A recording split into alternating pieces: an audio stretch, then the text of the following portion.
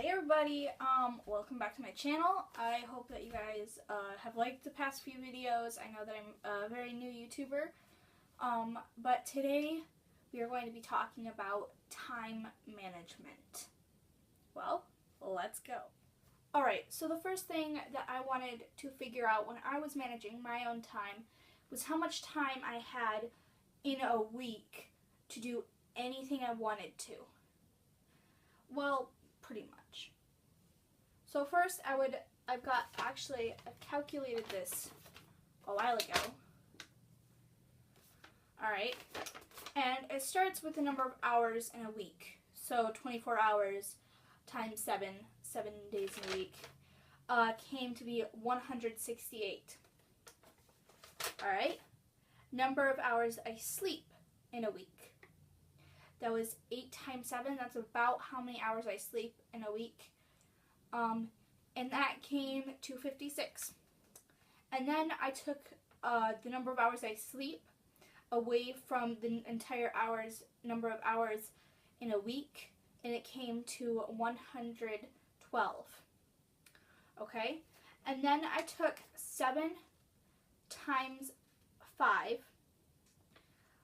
And then I took away the hours that I go to church, which I rounded to about 4 because I get ready and we drive to church and then we talk for a little while. So I rounded it to about 4 hours, and it became 31 is the number of hours I'm homeschooling or I'm at church.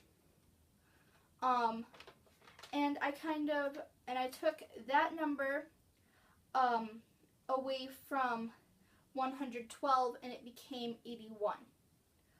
And I have other things that I have to do in a week, such as my Awana Club, but think about that. We're constantly saying that we don't have enough time, or we can't do this, or we can't do that because we don't have enough time. We've got 81 hours in a week. An average person has about 81 hours in a week. And we're just saying we don't have enough time for anything. I mean, of course, you've got sports and maybe some other school activities that you have to do. But, I mean, I've got an Awana Club and that takes away a few hours. But if you wake up every morning and think about what you're going to do today, that takes up time in itself.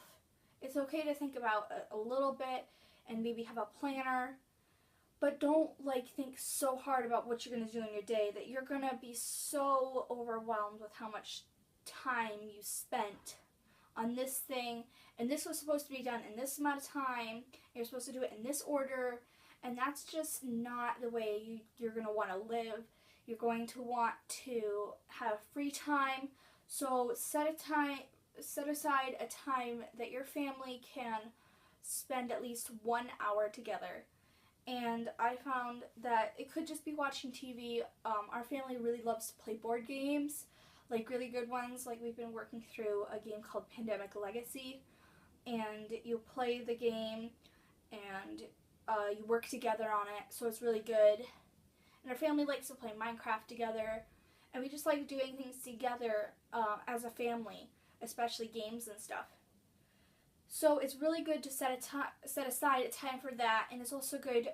It's also just as important to set a time aside that you can spend time with your friends, because if you're not spending time with your friends, then you're just wrapped up in all this other stuff. And I know when you go to school or something, you see your friends all the time.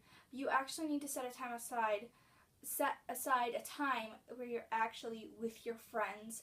You're actually talking, you're maybe having a sleepover, or maybe it's just an hour or so that you're just kind of hanging out. Maybe you bake cookies, or you play Minecraft, or you play another game or video game or something like that. But you really just need to set aside this time for your personal life. But then you also need to set aside time for things like homework and chores, which is also just as important.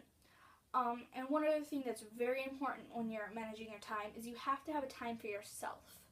You have to have just about an hour where you can do something by yourself.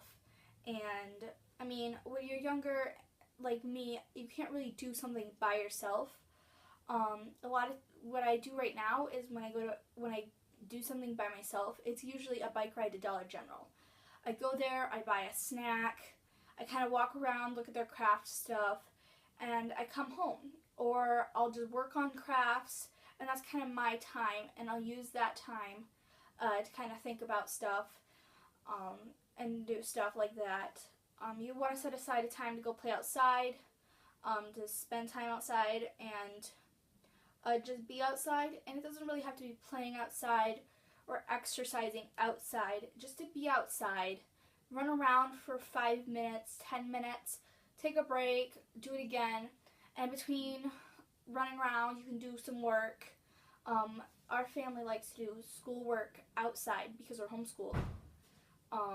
And so we'll just go to a park or something, and we'll just do our schoolwork outside on the bench.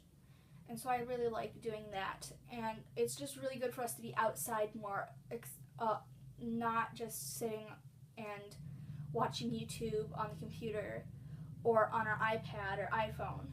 And I think that not a lot of people really think about that.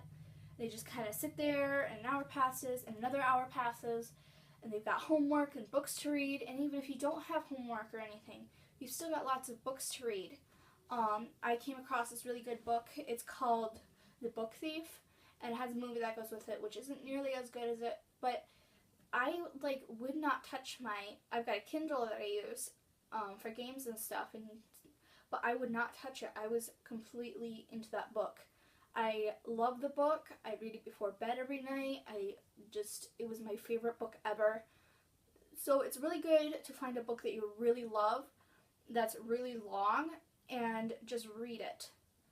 And so you just really, time management isn't just about putting everything into place, but it's also about realizing what you don't have enough of. A lot of people say that they don't have enough time. A lot of times, the time isn't what you don't have enough of. You've got plenty of time in your entire life. You've got plenty of time. You don't have we all have such a limited time to live our life, but we have this ability to realize that we have this that we need to do, or we have this that we need to do. And realizing that we only have a limited time that we have our life helps me a little better realize that I should spend more time with my family. I should spend more time with my friends. I will go and spend the night at my grandparents' house. I went to my aunt and uncle's house once, and I helped her decorate a cake, and I watched my little cousins. And it was just so much fun for me to just kind of get away from everything that I need to do. So you kind of just need to manage your time in a way that's good for you. Something that somebody else might do to manage their time isn't going to be necessarily the same as what you're going to do to manage your time.